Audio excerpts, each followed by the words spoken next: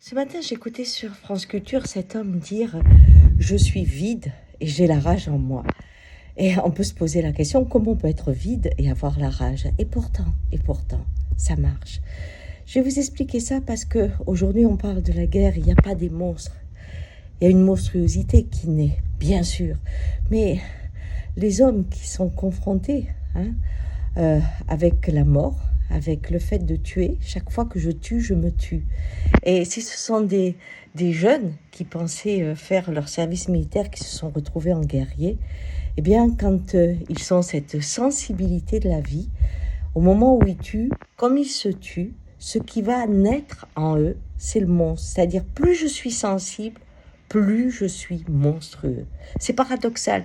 Si je suis un psychopathe, par exemple, je suis efficace. Je ne vais pas me fatiguer à faire des choses folles, non, je tue à ma façon. Par exemple, les mercenaires n'ont pas de problème avec ça, ils sont efficaces. Alors qu'un être sensible est pensé à un tout petit exemple. Par exemple, je sais pas, vous aimez les chiens, vous voyez quelqu'un le battre, regardez la violence qui va naître en vous pour pouvoir le sauver, ce chien. Mais on prend quelqu'un, par exemple, qui est en train de se noyer. Un être sensible va avoir une part de lui qui dit non et qui se vide, et une part de lui qui hurle et qui plonge alors qu'il ne sait pas nager.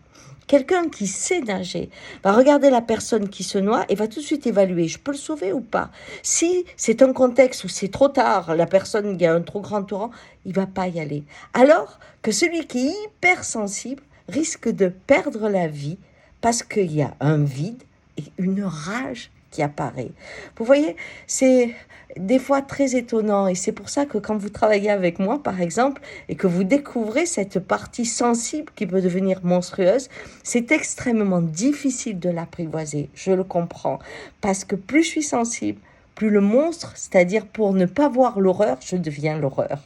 Alors que quand je suis froid, ce qu'on apprend à se détacher, c'est ce qu'on apprend aux militaires, à se détacher pour pouvoir agir d'une façon pondérée. Même si le meurtre, ma foi, n'a rien de pondéré. Voilà, je voulais vous parler de ça parce que aujourd'hui, comme le dit cette phrase si bien, la guerre, ce sont des gens qui se connaissent mais qui ne se tuent pas et qui font se battre des gens qui ne se connaissent pas, mais qui utilisent souvent une jeunesse exaltée qui découvre la terreur de tuer. Bonne journée.